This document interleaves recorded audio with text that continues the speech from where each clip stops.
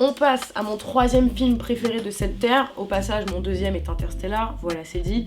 Mon troisième est ex aequo avec Drive, c'est 500 jours ensemble ou 500 Days of Summer. Je vais vous le dire aussi en anglais parce que je trouve le titre anglais plus sympa. Oh, putain, ce film, je crois que j'ai rien à lui reprocher. Encore une fois, comme dans Eternal Sunshine, je vais pas le dire en entier, on a deux profils complètement opposés. Que ce soit en termes de personnalité, mais aussi en termes de vision des choses. Et là, c'est vraiment la base, le socle un peu de ce film. Oui, j'ai fait comme ça et j'ai dit socle. Donc on a Tom d'un côté, le mec ultra romantique. Et en fait, ce que je vous dis, c'est marrant parce que la voix off dit exactement la même chose, elle fait une description des deux. Donc en gros, il a grandi en écoutant de la pop qui l'a rendu un peu sensible, etc. Il rêve du grand amour, il est très romantique, il attend que ça. Et de l'autre côté, on a Summer, qui elle est une meuf complètement YOLO. Elle croit pas vraiment en l'amour parce que ses parents ont divorcé et qu'elle l'a très mal vécu. Tout lui réussit, la meuf pourrait avoir qui elle veut, mais elle veut personne. Sa vision des choses à elle, pourquoi on se mettra avec quelqu'un quand ça peut faire de la peine. Je suis très bien toute seule, je vois pas pourquoi on devrait avoir quelqu'un. Et lui de l'autre côté, il est juste en mode j'attends l'amour de ma vie, ça va être génial. Qu'est-ce qui se passe à votre avis? C'est la nouvelle à son taf, il tombe amoureux. Et de là, le film est méga bien construit puisqu'en fait, on a une relation sur 500 jours. Un peu comme Eternal Sunshine, des fois on va être au 3e jour, des fois on va passer au 200e jour, on va revenir au 40e. Et encore une fois, t'as cette thématique des débuts, c'est cool au début, qu'est-ce qui se passe après. Et là, je peux pas trop en dire, mais ils ont pas du tout la même vision de l'amour et donc du coup de leur relation. T'as vraiment ce concept compliqué qu'on appellerait peut-être un peu la friend zone. Je suis pas en train de dire que c'est forcément ce qui se passe, mais disons que des fois, quand vous avez des visions un petit peu comme ça, où est l'amour, où est l'amitié, quelles sont les étiquettes qu'on se met, etc. Est-ce qu'elle peut lui faire des promesses? Est-ce qu'il doit s'accrocher comme ça? Le film, il te désespère. Et quand je dis ça, ça veut pas dire que tout est forcément horrible, mais en tout cas à des moments, le film, vous voyez le désespoir, il le traverse. Vous allez le traverser aussi. À des moments, la meuf, moi perso, à des moments, je l'ai détestée. Mais en fait, plus j'ai regardé le film, plus j'ai compris certains trucs et plus j'ai fini par l'apprécier, même si, les musiques sont géniales, encore une fois. Et c'est d'ailleurs grâce à ce film que j'ai vraiment écouté les Smiths, donc le groupe de musique, parce qu'en fait, ils en sont fans tous les deux. Et depuis ce jour-là, en fait, j'adore les Smiths. Il est méga attachant, leur relation, elle est trop mignonne. Et vraiment, j'aime trop le fait que c'est méga réaliste. Dans la manière dont ça se construit, dans ce qu'ils se disent, dans ce qu'ils font, vous pourriez carrément vous y voir et c'est sûrement pour ça que ça va aussi vous faire pleurer. Je trouve qu'il te laisse un goût assez amer le film, voilà. T'as des points positifs qui sont mis en avant, mais clairement le truc il donne quand même vachement envie de pleurer et surtout à certains moments, t'es brisé en 10 avec lui. Je sais que j'avance toujours un peu les mêmes propos, mais en même temps on parle de films d'amour. Et c'est des films d'amour qui sont faits pour pleurer, je peux pas trop spoiler donc je peux pas m'étaler sur les twists et qui du coup vous permettraient de vraiment différencier chacun des films. Mais voilà, ce que je peux vous dire c'est que celui-ci pour moi c'est un des films... C'est même pas qu'une histoire de pleurer, même si concrètement en termes de chialade je lui mettrais ceci. C'est aussi les sensations en fait et les thématiques, elles te tapent dans le cœur. Genre vraiment t'es comme ça en mode... on dirait trop moi, que tu sois de son côté à elle ou de son côté à lui en fait, tu peux pas y échapper. Tu vas forcément avoir des trucs qui vont faire écho et qui vont te rendre triste. J'applaudis parce qu'ils ont été très très forts, un peu trop forts. J'ai repensé à un film qui m'avait vraiment fait quelque chose et j'ai même eu le livre et je me rappelle que j'ai même fait un exposé dessus à la fac, un oral en anglais. C'est Happiness Therapy. Donc en gros t'as un mec, donc Pat comme on l'appelle, quand le film commence tu vois qu'il sort d'un hôpital psychiatrique, donc déjà ça commence comme ça, boum. On ne te dit pas tout de suite pourquoi il y est allé, mais tu comprends rapidement qu'il est bipolaire. Il doit retourner chez ses parents, et en fait le gars, tu sens qu'il y a quelque chose qui l'a complètement détruit. Il sous-entend qu'il a quand même tout perdu, mais en fait on comprend pas exactement comment, pourquoi, mais on entend qu'il parle d'une ex-femme, du fait d'avoir perdu une maison, et le mec en fait quand il sort de cet hôpital psychiatrique, tout ce qu'il a envie de faire, c'est de la récupérer. C'en est limite marrant en fait à chaque fois et il sort des citations, des trucs, il est en mode il faut cultiver cette positivité, on va y arriver, oui. Et en fait déjà ce qui est très touchant c'est sa pathologie, à savoir la bipolarité.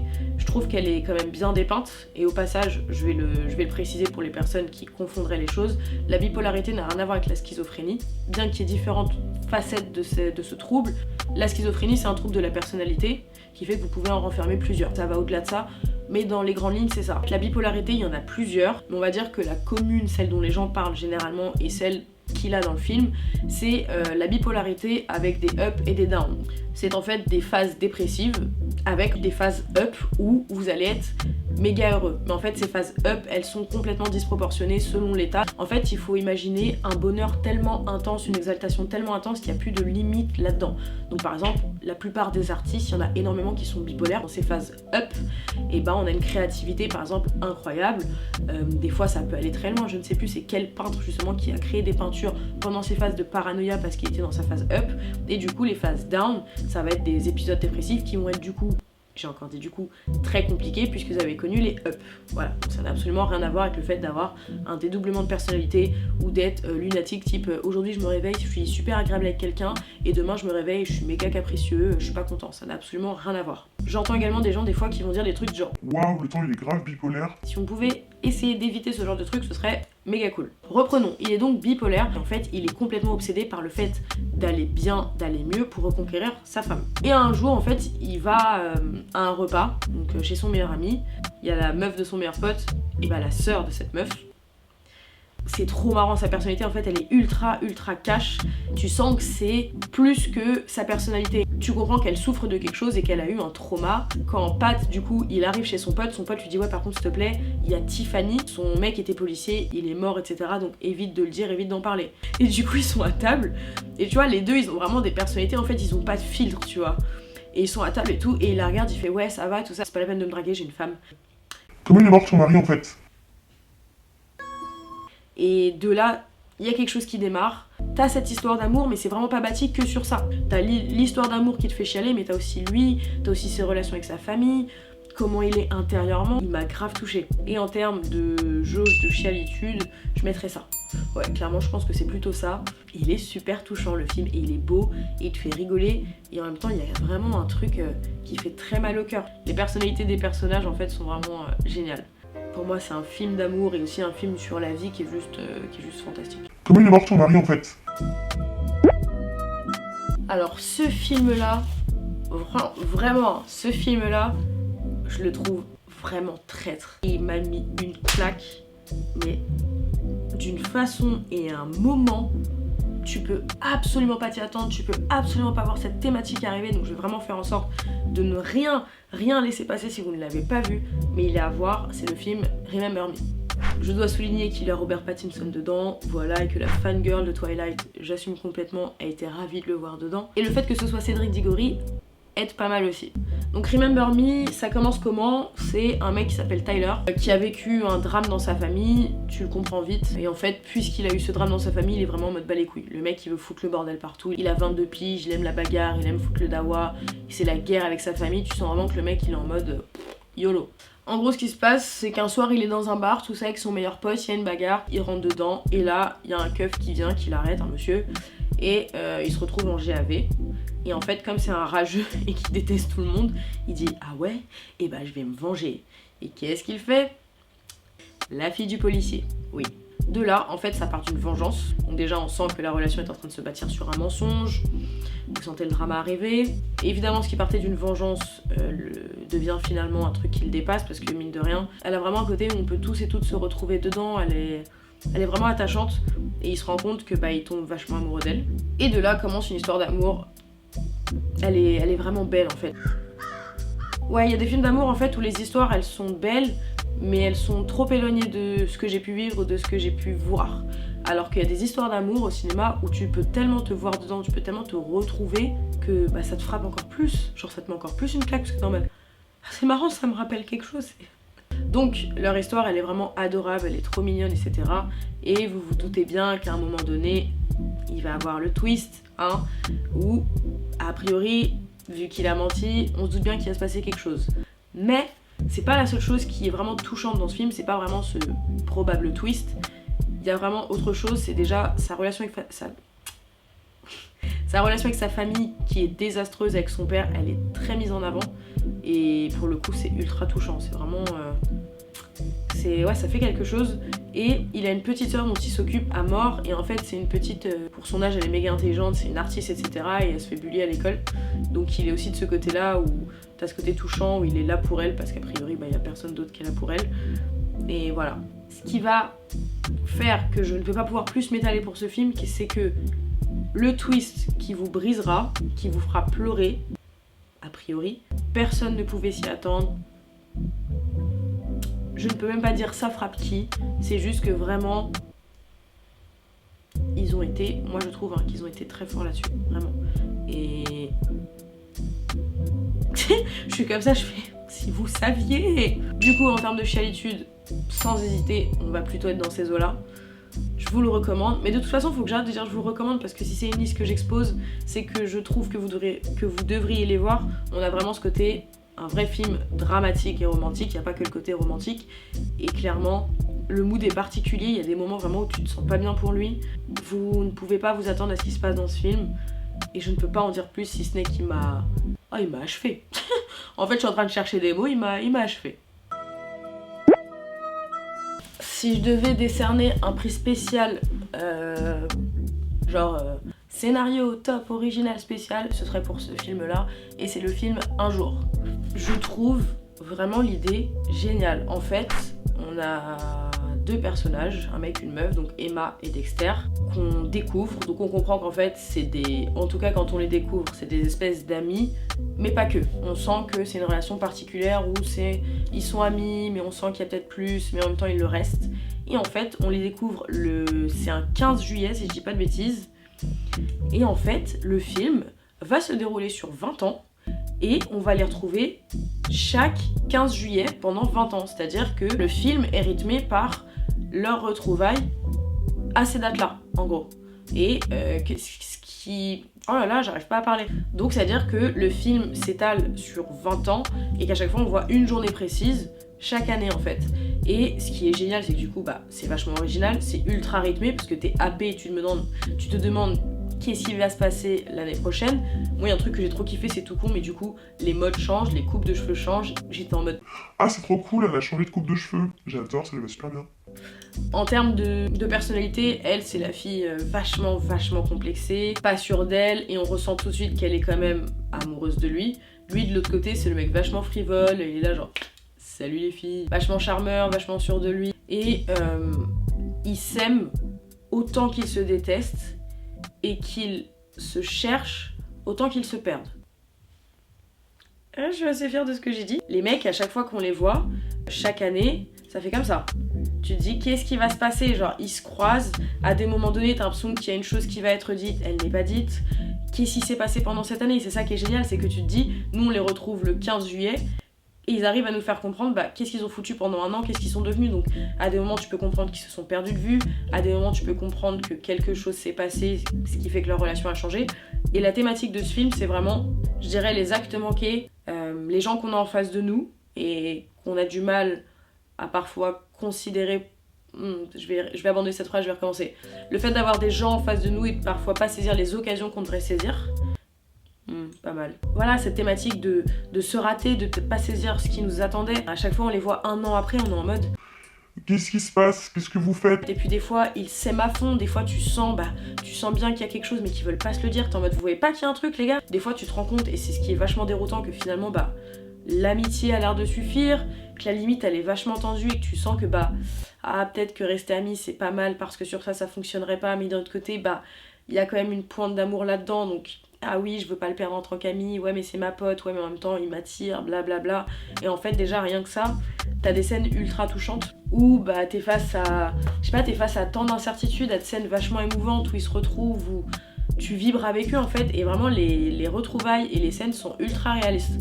Ça j'ai vraiment bien aimé. Ce qui est frustrant en fait, c'est que voilà, pendant 20 ans les mecs ils se croisent, ça peut être un coup de téléphone, ça peut être se voir en vrai, ça peut être peut-être qu'il se passe quelque chose, mais finalement l'année d'après on fait un retour en arrière. Et dans tout ça en fait t'as des scènes vachement émouvantes, t'as cette intensité particulière, c'est une histoire d'amour super jolie, très touchante. On peut se retrouver dans cette histoire de frontière en mode qu'est-ce qu'on est vraiment, est-ce qu'on est prêt à s'engager, ouais mais on se tourne autour, mais au final est-ce qu'on est censé être ensemble, est-ce que vaut mieux pas attendre un petit peu, peut-être qu'on a loupé, peut-être que c'était l'année d'avant. Et en fait le truc c'est que ils s'aiment, ils se déchirent, ils s'aiment, ils se déchirent, et en fait tu comprends qu'ils peuvent pas être heureux l'un sans l'autre. Donc qu'est-ce que t'es censé faire? Ce truc là de 20 ans, franchement il est formidable. Et encore une fois, je ne peux pas m'avancer sur ce qui peut rendre le film plus triste. Ça peut être différentes choses, mais tout ce que je peux vous dire c'est que vraiment c'est un film d'amour à voir. Aussi bien pour le fait que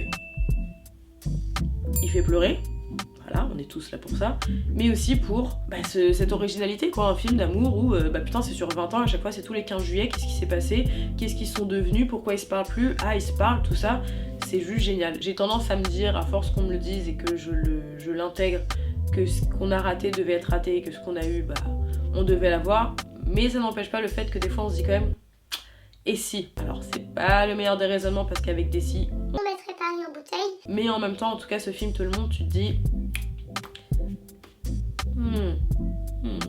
peut-être que, peut-être pas, on ne sait pas. On va terminer avec, à mes yeux, je voulais le garder pour la fin, au cas où pour aller pleurer toute seule après. On va terminer avec ce qui est pour moi le film le plus triste de toute ma liste, peut-être un des films les plus tristes d'amour que j'ai pu voir, qui vous fera peut-être penser à un film plus récent qui était dans la même thématique et qui est dans ma catégorie un peu bonus, je vous expliquerai après, c'est Now is Good. Et je crois qu'en français c'est Je veux vivre. Je sais que j'ai regardé le film, j'ai aussi lu le livre, les deux m'ont brisé, hein. Concrètement les deux m'ont achevé, voilà. L'histoire elle est simple, elle peut sembler bateau, mais en même temps c'est une thématique qui existe, donc pourquoi pas, et puis c'est touchant et ça fait vachement remettre en perspective ta vie. Le personnage principal, à savoir Tessa, une adolescente, elle est atteinte d'une leucémie vraiment, je sais pas si on peut dire foudroyante, mais en tout cas c'est une leucémie particulière qui est aiguë, donc très grave. Ça fait 4 ans qu'elle est sous chimiothérapie, et en fait, alors qu'elle a bon espoir et que ses parents s'accrochent de ouf, elle apprend en fait qu'elle a plus beaucoup de temps à vivre et que malheureusement elle va mourir. Ouh, rien que de dire ça, je vous jure, là ça me... Donc déjà de là, on peut difficilement faire plus dramatique que ça, hein. C'est une ado qui a envie de vivre, qui a rien vécu et à qui on apprend qu'elle va mourir. Elle fait une liste de trucs plutôt risqués où elle se dit je m'en fous, je vais le faire parce que de toute façon je vais mourir. Et à chaque fois en fait c'est des trucs pour enfreindre la loi, différents trucs genre je sais pas, elle veut voler, faire ce genre de trucs. Il y a également le fait de trouver l'amour et de faire l'amour. Et là, un très beau voisin emménage à côté de chez elle, Adam, ou Adam en anglais. Et évidemment une histoire d'amour va se créer. Waouh, le film en fait c'est simple. Il y a des films, t'as un twist à la fin qui te fait chialer. En fait, je trouve que les films d'amour et les films en règle générale, c'est souvent, il y a un truc qui se crée, ça va assez. Souvent, l'histoire d'amour, tu sais, c'est ça va, et finalement, il y a un oh, quoi, tu m'as menti, hop, ça va plus. Et ensuite, t'as le dénouement qui nous crée une fin heureuse, pas heureuse. Mais on a quand même beaucoup de happy ending dans ce domaine-là. Et là, il n'y a pas de ça. C'est le début, on dit, voilà, elle est malade, elle est adolescente, elle va mourir, elle veut faire plein de trucs avant de mourir. Et sauf qu'en fait, plus le film passe, plus elle est malade. Rien que d'en parler, comme à peu près tous les films dont j'ai parlé, là, ça me... Si vous voulez vraiment pleurer, c'est pas compliqué, vous choisissez celui-ci, mais alors là, ne vous inquiétez pas. Il m'a fait du mal, mais oh là là, en fait, il fait mal ce film. La bande originale du film, elle est magnifique, magnifique. Elle est vraiment super belle, je l'écoute souvent. Ce qui est génial, et en même temps super triste, c'est que du coup, tout ce qu'elle fait est intense. Là où un film d'ado bateau... sans ce côté dramatique du fait qu'elle va mourir, ça se passerait genre je veux rencontrer l'amour, je veux faire ci, ça, ce serait motivé par le fait que c'est une adolescente et qu'elle est en mode YOLO, je veux faire des nouveaux trucs, mais là, tu sais qu'elle veut faire ça parce qu'elle aura pas le temps après. C'est tellement difficile en fait à voir, tu la vois être de plus en plus malade. Leur histoire d'amour, il y a aussi des petits trucs, hein, forcément, des petits twists, etc. Chaque chose qui se passe entre eux est méga belle, méga intense, parce que le mec, en fait, il sait, et ils veulent quand même profiter de ce qu'ils ont. Et la thématique, forcément, c'est cette thématique de saisissez l'instant présent, en fait, parce que vous savez pas de quoi demain sera fait, saisissez-le. Et franchement, c'est... Je veux pas dire horrible, parce que le film est très beau, mais c'est... Ah si, quand même, c'est horrible. Ah si. Donc, on en arrive à cette catégorie bonus que je voulais quand même ajouter parce que ça a été très très très difficile de faire cette liste. De toute façon, en règle générale, faire des listes, faire des choix dans la vie, c'est une galère. Donc là, choisir 10 films qui te font pleurer quand on a 1 milliard qui te font chier de toute façon et qu'il y a 1 milliard de films d'amour trop cool, c'est compliqué. Et c'est pour ça que j'ai fait une petite catégorie bonus dans laquelle je vais dire très rapidement des films qui pour moi auraient largement eu leur place mais que je mets pas parce que ceux que j'ai mis avant me touchent plus ou en tout cas actuellement m'inspirent plus la chialade. Là comme ça tout de suite on a Sex Intention. J'ai grandi avec ce film, c'est marrant parce que j'étais petite alors qu'il y a du cul partout, mais au final il m'a brisé. On a ensuite N'oublie jamais, j'ai mis beaucoup de temps à le voir, je l'ai vu très tardivement, je crois que je l'ai vu il y a 1 an alors que c'était une référence. Au final il m'a rendu quand même vachement triste, Mais en même temps, les gens m'ont hypé, mais pendant des années et des années et des années par rapport au fait que ça allait me briser en vain. Je pense que la barre de tristesse était mise trop haute. Après, il m'a quand même rendu très triste.